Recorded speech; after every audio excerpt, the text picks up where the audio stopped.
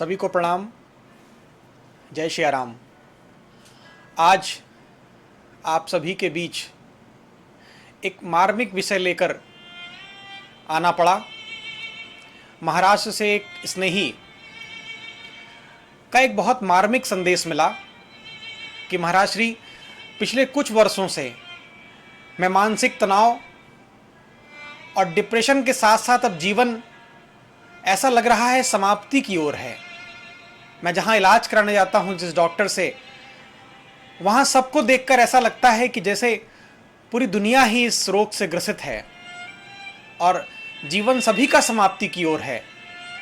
तो क्या आध्यात्म, क्या हमारा सनातन धर्म मेरी कुछ मदद कर सकता है?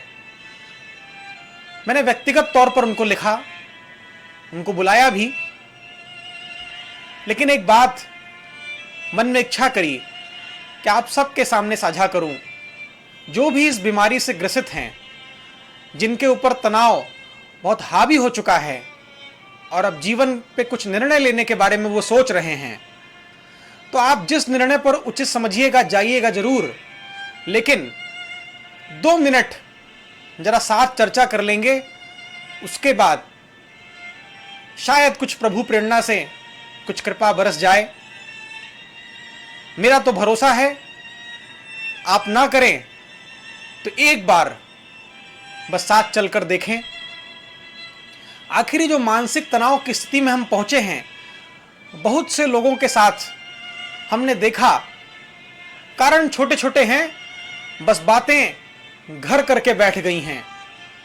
किसी को माँ बाप अच्छे नहीं मिले, किसी को मिले, किसी को नहीं मिले, किसी का बचपन ठीक से नहीं बीता, कोई किसी परीक्षा में उत्तीर्ण होना चाहता था लेकिन सफल नहीं हो पाया, कोई किसी जीवन साथी की तलाश में था लेकिन संयोग न बन सका, किसी को जीवन साथी मिला तो अब अनुकूलता नहीं है, कोई अब जीवन के ढलान पर है तो बच्चे कहना नहीं मान रहे, बच्चों से जो निरादर मिल रहा है, तमाम तरह की बातें हैं जो कि जीवन को एक जंजाल में फंसाते चली जा रही हैं। अब अगर उन सभी बातों को हम एक निष्कर्ष की तरफ निकालें तो एक बात आप महसूस करेंगे कि इस दशा में जब मानसिक तनाव आपके ऊपर हावी हो रहा है, तो सिर्फ एक बात इसमें मूल रूप से है कि आज सारी इंद्रियां, सारी ज्ञानेंद्रियां आपका साथ दे रही हैं। बस सिर्फ और सिर्फ आपके साथ कोई नहीं खड़ा है, आपका कोई साथ नहीं दे रहा, तो आपका मन है। जरा इस पर विचार करें, आखिर ऐसा क्यों है? ये आज की स्थिति नहीं है। आप गौर करेंगे तो ये शुरू से स्थिति बनी हुई है। हमने सबको साधा है, सिर्फ मन को नहीं साधा। मन के साथ हम नहीं खड़े हुए, या तो मन हमारे साथ नहीं चला या हम मन के साथ नहीं चले, हमारी उससे कुछ ट्यूनिंग बन नहीं पाई। तभी आज ये दशा बनी है कि आज मन बड़ा विदीर्ण सा हुआ जा रहा है। एक व्यवहारिक जीवन से समझिए कि हम बाइक, कार चलाना सीखते हैं तो पहले हमें क्लच, गियर सब समझना पड़ता है, सबकी तरफ ध्यान जाता है, लेकिन धीरे धीरे अभ्यास के साथ एक वो पल आता है जब ऐसा महसूस होता है कि अब हम चलते वक्त कुछ सोच भी रहे हैं, हम चलते वक्त कुछ महसूस भी कर रहे हैं, हमारा ध्यान कहीं और भी है, फिर भी हमारी इंद्रियां और ज्ञानेंद्रियां चल रही हैं और चीज़ों को चला ले जाती हैं। लेकिन वो अभ्यास हमने मन के साथ नहीं किया। हम बचपन से, स्कूल के दिनों से हमारी दशा रही कि हम बैठे कहीं और रहे, सोचते कहीं और की रहे। स्कूल में हैं तो घर की, ऑफिस में हैं तो घर की, घर हैं तो ऑफिस का, जहां हैं सिर्फ वहीं का हमारे साथ मन नहीं खड़ा है, मन हमारे साथ वहीं पर नहीं खड़ा है। बस इतनी ही समस्या है, बस इसका अभ्यास हमने नहीं किया। बस वही एक समस्या रही जिसकी वजह से आज मन यहां पहुंच गया है। अब करें क्या? तो एक ब्रह्म वाक्य बोल रहा हूं, स्वर्णिम अक्षरों से मन में बैठा लीजिएगा आपने कि क्या करें, मन के साथ चलें या ना चलें। क्योंकि अब तो उस मन पर भरोसा भी नहीं होता है जो मन आज हमें यहां तक पहुंचाया है। तो निर्णय लेने से पहले बस एक बात जरा महसूस करिएगा कि मन के निर्णय पर कब चलना है और कब नहीं चलना। कभी मन के साथ चलना होगा और कभी अपने साथ मन को चलाना होगा। वो कब होगा तो जरा महसूस करिएगा। शुरू से लेकर के अब तक, और अब तक नहीं किया तो अभी से भी समय बहुत नहीं गुजरा है मेरे भाई बहनों। अभी समय बहुत नहीं आगे बढ़ा है। अभी भी अभ्यास करेंगे तो ये अभ्यास हम कर ले जाएंगे।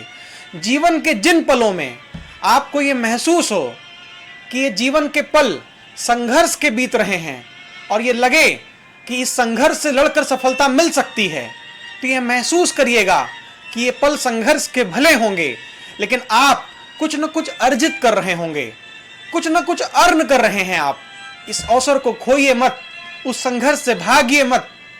लेकिन जिंदगी के वो पल जब ये मन महसूस करता है कि बड़े आनंद का पल है, बड़ी खुशी का पल है, तो एक बार के लिए सावधान होइएगा, एक पल जरा सजग होइएगा कि ये जो खुशी और ये जो आनंद और ये जो आपको मौज मिल रही है जीवन में, ये कुछ और नहीं है।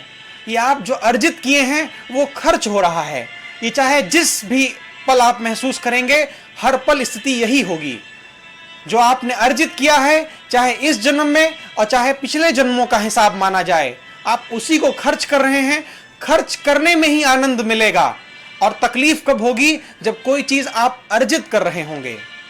व्यवहारिक जीवन में याद रखिएगा, अगर किसी मजदूर को ईंटा ढोने में, कोई मजदूर को कठिन परिश्रम करने पे आनंद मिल रहा होता, उसको मौज आ रही होती, तो हमारे आपके दरवाजे पर कोई मजदूर आकर कहता कि ये 500 रुपये ले लीजिए, हमको आज ईंटा ढोने का बहुत मन कर रहा है, हमको आज मिट्टी उठाने का बहुत मन कर रहा है। लेकिन ऐसा नहीं होता। क्यों नहीं होता? क्योंकि जब जब संघर्ष होगा, जब आपको कुछ अर्जित करना होगा, तो संघर्ष करना ही पड़ेगा और इस संघर्ष से लड़ना ही पड़ेगा। आप चील से सीखिए, आप बात से सीखिए। जब जीवन के अंतिम पड़ाव पर उसके अंग प्रत्यंग काम नहीं करते, तो वह एकांतवास करता है और अपने जीवन को नया जन्म देता है और फिर से नई ऊर्जा के साथ लौटता है। जीवन में ये हमेशा तय करिए कि जब जिस चीज को आप सक्षम हैं समाधान करने में, तो उससे आप लड़कर जीतेंगे ही। फिर चिंता किस बात की है? और जब ये महसूस हो ही गया है कि इसमें हम कुछ बदल नहीं सकते, तो फिर चिंता किस बात की? बाबा कहते हैं, जब भरत का मन विदीर्ण हुआ था तो उनको सीख दी गई, सुनहु भरत भावी प्रबल, बिलख कहो मुनिनाथ, हानि लाभ जीवन मरण, यश अपयश विधि हाथ। ये 6 चीजें ऊपर वाले के हाथ में हैं, उस पर हम अपना अधिकार क्यों जमा रहे हैं? हम सिर्फ कर्म करने में क्यों नहीं भरोसा करते? और मैं अंतिम में कहता हूं, जिन्होंने निर्णय बना ही लिया है, तो आप निर्णय वही लीजिएगा। बस एक पल के लिए उस निर्णय को वहीं रोक करके जरा आइएगा। मैं तो निमंत्रण देता हूं कि जरा 2 पल साथ बैठिए, शायद जिंदगी के निर्णय बदल सकें। अब इससे ज्यादा क्या कहूं आपसे? जिंदगी की किताब खोलकर देखेंगे तो सीख यही मिलेगी। आप सभी सदैव प्रसन्न रहें, इस बात से मुझे सदैव प्रसन्नता होती है। आप दुखी होते हैं, मन दुखी होता है। ईश्वर आपकी मदद करे। जब जैसे भी संभव हो सकेगा, आपका स्वागत है। आइए और बैठते हैं, बदलते हैं जिंदगी को और जीते हैं एक नया जीवन।